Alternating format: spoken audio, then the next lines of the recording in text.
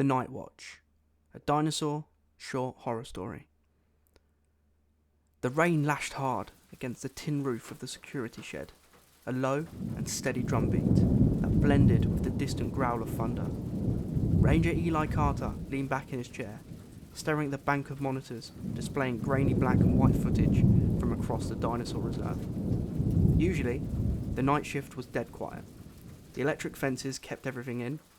The storms were common, the silence even more so. But tonight, something felt off. He sipped stale coffee and glanced towards the door, half expecting it to creep open. The wind howled like a banshee through the nearby trees. Eli shook his head and chuckled under his breath.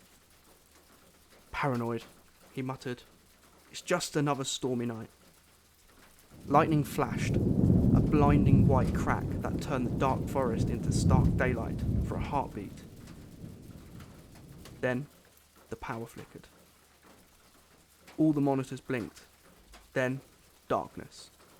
Eli's stomach dropped. He slammed the emergency flashlight on the desk and twisted the head until the beam cut through the dark.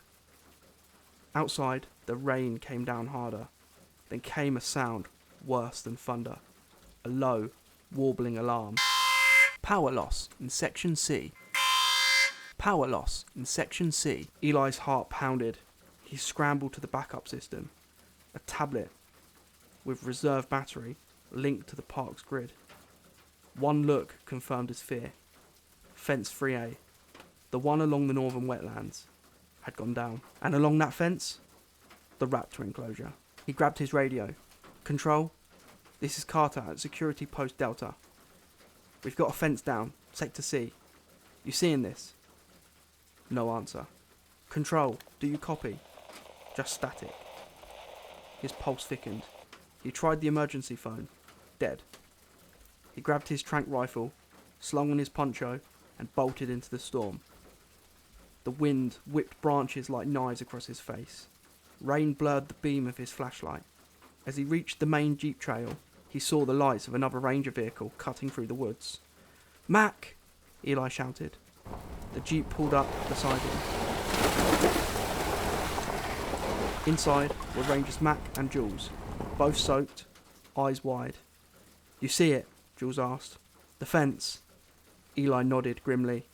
"No comms, no control, we're flying blind." Mac looked out into the woods. "We need to get eyes on the breach. If the Raptors are out..." They didn't need to finish though. Everyone had heard the stories. How fast they were, how smart, and how they hunted. "Let's go," Eli said, climbing into the back. They reached fence 3A within minutes. Smoke sizzled from a ruined transformer box. Blackened metal posts sparked every now and then, but the fence was completely down. Footprints in the mud, 3, 4 sets, deep and sharp. "Damn it," Mac whispered. Then they heard it. A distant shrill screech that cut through the wind. "Back in the jeep," Eli hissed. They sprinted. As they turned, something leapt from the trees. Jules screamed and vanished. Just vanished. 1 second she was there, the next, gone in a flurry. The leaves and talons and snapping jaws. Mac raised his weapon. Too late. A second raptor barreled out and slammed into him. The impact sent them both tumbling.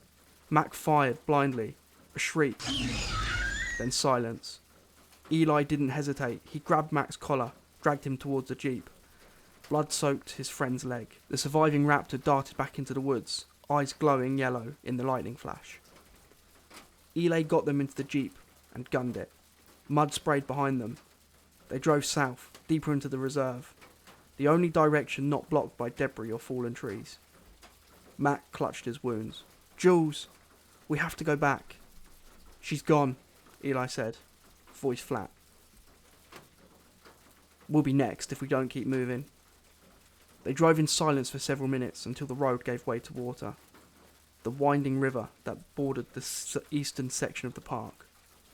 Something large and reptilian crossed the road in front of them, a silhouette with a sail on its back. Spinosaurus. Too big to fight, too fast to outrun on foot, they turned off the headlights and coasted to a stop. praying it hadn't seen them. Then they spotted it. A rusted boat, half-beached along the riverbank. One of the old maintenance vessels from when the river had been used for cargo.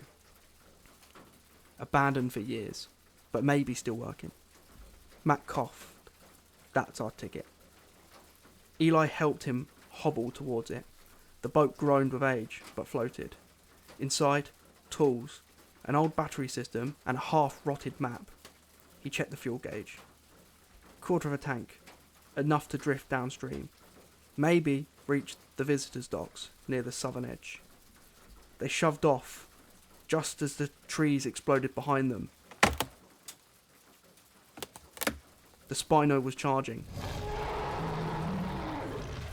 Eli fired a flare, red and bright, right into his face. It howled and staggered back, crashing into the trees. The boat drifted into the current, slow at first, but picking up speed. They were safe, for the moment. Hours passed. The storm quieted, but the night was still pitch black. Mark was fading, bleeding too much. Then Eli heard it, a scraping sound on the deck. He turned. A raptor, wet, glistening, silent. It had swum after them, but how? Eli raised his rifle. Click. Empty. The raptor lunged. They tumbled across the deck. The boat rocked violently. Eli grabbed a wrench and swung wildly. The raptor screeched, jaws snapping inches from his throat. Mac, with the last of his strength, grabbed and lit a flare and plunged it into the raptor's eye. It shrieked and fell backwards into the dark water. Gone. Mac slumped over. He was gone too. By dawn, the river carried Eli to the edge of the reserve. The docks were broken and overgrown, but he was alive. Bloodied, soaked, alone, he looked back at the jungle as the early sunlight broke through the clouds. The storm had passed, but the hunt had just begun.